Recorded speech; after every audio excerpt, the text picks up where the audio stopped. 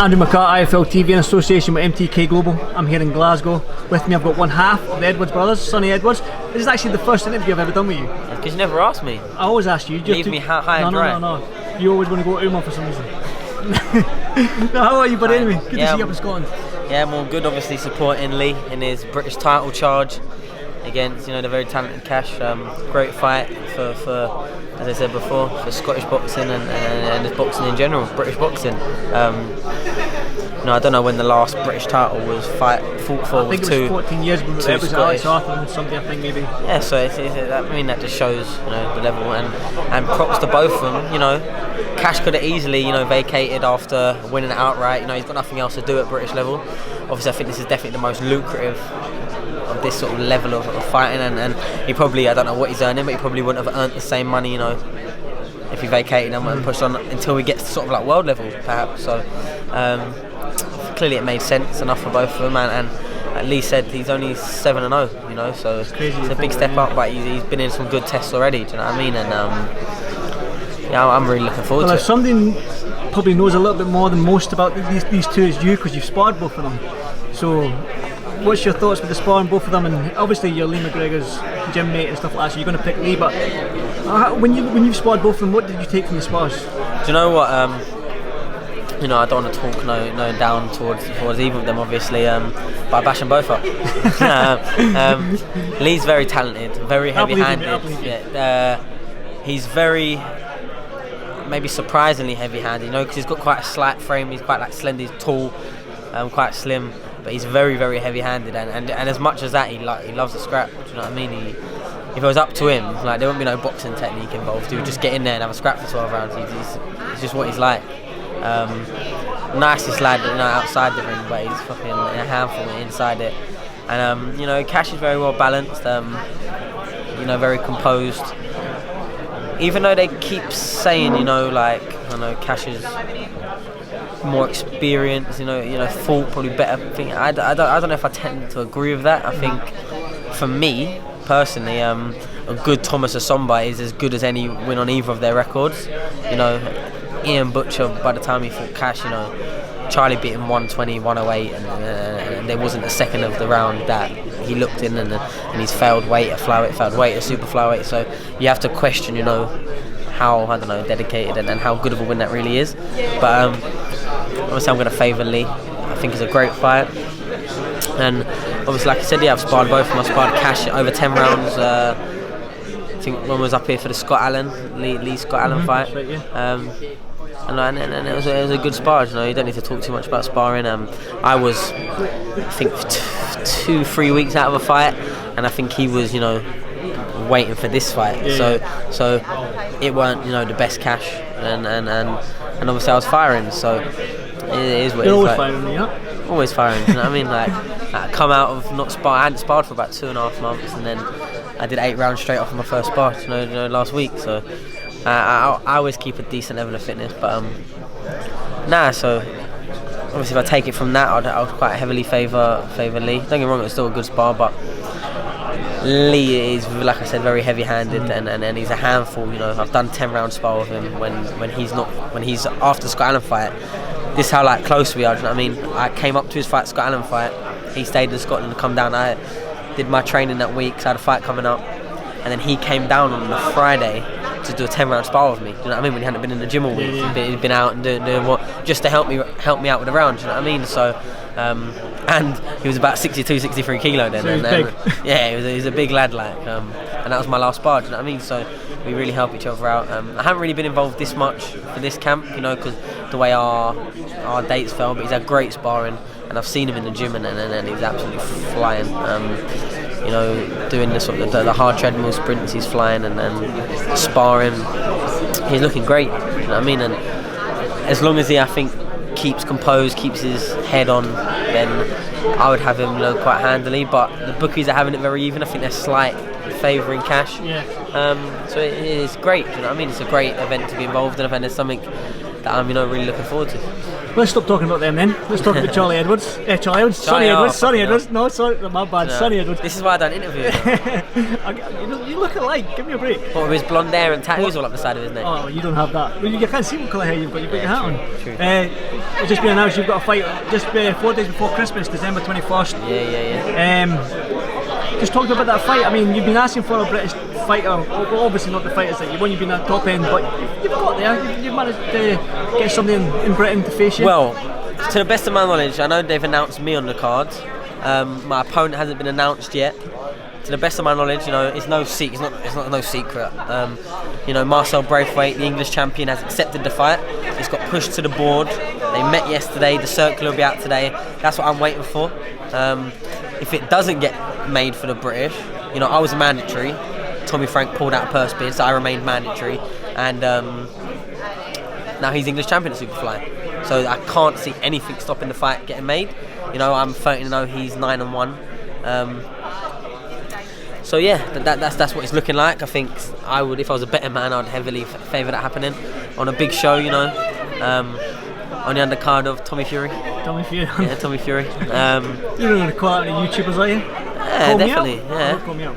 Oh, you know, no one knows you. I caught Umar out. He's more your weight though. Or Coogan. Coogan's he's slimming down as well. Or Ty and Booth. Uncle Ty now. You want some Ty and Booth, my guy? Nah, do you know what? You'd get him ahead him. Fuck him. I don't want to be on one of his videos, that's for sure. We're both going to be doing it now. Like, oh, probably. But, yeah, so December 21st. What are you hoping for 2020 then? Are you hoping for? I mean, we've got a plan. The thing is with I don't want to sound disrespectful because I'm definitely not. But the flyweight division, super flyweight division, the pool of talent isn't that deep. Yeah. So are you hoping to just go the same way your brother went and fight for a world title maybe in 2020? Do you know what? The way it's looking, I'll probably will fight for a world title by the end of next year. Yeah. I feel like I'm exhausting, you know, the options. I've been trying to get these fights and sometimes it's been frustrating waiting. So that's probably what it's going to be. But you know, if this does get for the British, I'll win the British. No, I'll be looking to defend it to anyone and whoever who would want to. Because I want to fight. You went outright? That's what I want. I want it on my mantelpiece forever. Do you know what I mean? It's a beautiful belt and it's something that you can look back and really, really be proud of. It's one of the first belts I ever saw as like a 10, 11-year-old kid in person. I didn't know what it was, I didn't know who the fighter was. To this day I don't know who the fighter was, but it was at like an amateur show and then they'd pull it up and you know, they was giving out the trophies, whoever it was. So of course it's a belt, you know, the Lord of Honor's now belt that I won. But that being said, you know, it's been this hard to try and get the world title, the British title shot, if I get it, you know what I mean? So it's not a belt I'd give up, you know. But at the same time, it might be quite hard to get to the fences. Maybe though, when I'm champion, you know, I know what purse. Bargaining tool sort of thing. Yeah, but obviously I know what I'm getting paid. I know what the offer has been accepted on the other side of things, and you know, for like a super flyweight British fight, you know what I mean? There's decent money there. So if people are starting getting paid decent money to fight me, then you know the fights are more going to happen. You know what I mean? So it's looking good, and then. You know, I've got a great management team in MTK. For me, the best in the world. My promoter Frank Warren has believed in me. You know, BT have been believing in me. They've been putting me on all their shows, live TV slots. You know, headline the last one against that Mexican. So I'm in a great place, and I just got to keep repaying with performances. And I do think that if it all comes through, that this fight will be one that I can look very, very good in. Because for me, I think he's made for me. I don't think he's near my level, but you know. You can't say that you're past levels until you pass the level, do you know what I mean? So, yeah, I beat FAROOQ, I beat him convincingly and comfortably. And then all these Mexicans I've come through with shining colours. But these are just international fighters, they're not world level. You know, so get the British, box that off, maybe defend it, clear up the domestic scene a bit, and then push on for, you know, world level. I feel like I've already had now the hard test of, you know, can he come in against like someone that's tough, going for 10 rounds, like these tough Mexicans that they've beat people that have fought and challenged for world titles, you know what I mean? These people have fought, like they're not mugs, they've got good records, they've got ambitions in themselves, they've been fighting on TV in Mexico, etc. So I've not been fighting mugs, you know what I mean? And I feel like I'm really going to show my level if this fight comes off. And if it doesn't for whatever reason, I don't know, you know, things can change so quickly in boxing. No matter what, I'll be out on the 21st, so can't complain too much. I'm staying busy, you know, nice Christmas, nice some money. Anyone you want to call out then? Because you're doing all these fights. Anyone out there you're like just come and fight me? There's no point. Because I know what everyone I've called out, the fight's not happened. Do you know what I mean? Every single one of them. So if people aren't in no rush to fight me, there's no point in me calling them out. Like Marcel mentioned me fighting Migos Ivan, who no one's scared of him. I know loads of people that are fighting. Well, I don't know where they are. I think he was talking about Mark Leach, who's like a bantamweight, and I said if you show me a fight where you make super flyweight, then I'll fight with super flyweight. I'm not gonna get you on my platform, get on the show, get to there, and then you come in heavy, knowing I'm not gonna pull out because. Do you know what I mean? I'm not that type of person. When the fight's there, the fight's there. But at the same time, fight a super flyweight once, and then of course I'll fight her. Because then you've actually stepped in my thing. It's like, you know what I mean? I think that's the one person. But everyone else, pretty much in flyweight, super flyweight, has been offered the fight. You know, we could go through the whole list. Yeah. Because I know. You know, my promoter rang up most of them. You know, a few of them are with my promoter, for God's sake. And no, this time next year, in a couple of 10 rounders we'll be ready. Do you know? And I've heard that too many times now. And it's just annoying. But then a lot of them are quick to mention me. You know, and I usually make the headlines of their videos and that. But to me, there's no point calling no one out because I feel like I'm destined, you know, for world level, and I feel like I'll be there shortly. So it's just now sitting back and just like enjoying the fruits of my labour because I was at the beginning of my career, I was calling all these fighters out because I was trying to get up to the level, you know, where I'm getting exposure, where I'm getting good purses, you know, and now I'm at that stage. I'm definitely on the ladder, do you know what I mean? And I've got no complaints, so I don't need to give these people no platform. Like the money that this Marcel Braithwaite would have been offered would be because of me, Sonny Edwards, you know what I mean? I'm sure he would have earned next to fuck all for his last fight. So, you know, be happy that you're getting considered as an opponent, do you know what I mean? Like, because I'm getting paid regardless. Like this is God's honest truth. Me taking this fight that's looking like it's getting pushed through, or me fighting any of my last opponents, if I fought them now, I would have got paid the same. Yeah. I didn't ask for more money because it's a 12-round fight. I didn't ask for no more money because it's a British title fight. I just want them fights. Does that make sense? Mm-hmm. So you know, come on, be glad of the opportunity. Maybe you should put in a poor performance in. Do you know what? Maybe. I mean, make people think, oh, he's not that good. You know what I mean? That's the way it goes. Maybe, but you know what I mean. I never come in shape. I'm always fat. Do you know what I mean? And still no one will fight me. I think it kicks into like a second sense, and I just keep making people miss by inches. And yeah, I'm just enjoying it. Well, maybe that's what you should do. Get hit then. Maybe just start having a scrap. Stick your face chin in the air and just.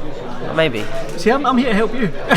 That's what this was from the other day, look. Is that Mohammed Wasim? Yeah, we had a good spot. Let's talk about that then, because obviously Danny Thornton raves about him. We all raved him up here in Scotland.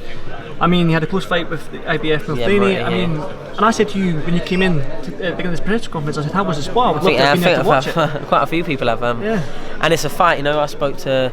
It was only done last minute. We was up on the way to the motorway, up to here yesterday, you know, 4.5 hour drive. And Grant rang Danny. Obviously Danny's my old trainer. He trained my brother as well for his first world title fight. Have you got any sparring? And then he went, to be fair, we've finished sparring for Waz, but you know, because obviously the level of quality it is, do you know what I mean? He's fighting next weekend. We'll get the rounds in, do you know what I mean? And we did. I think I landed in Scotland about 2 o'clock. Was sparring at 4. Wow. And it's, that goes to show the fighter's mentality between you and Waz. Waz is obviously already finished with the sparring, but he's going to spar you. You're obviously. It's starting. I think you're just starting camp maybe because this is my second week back to sparring. That was my 4th spar of this camp, and I've got 5 weeks on Saturday.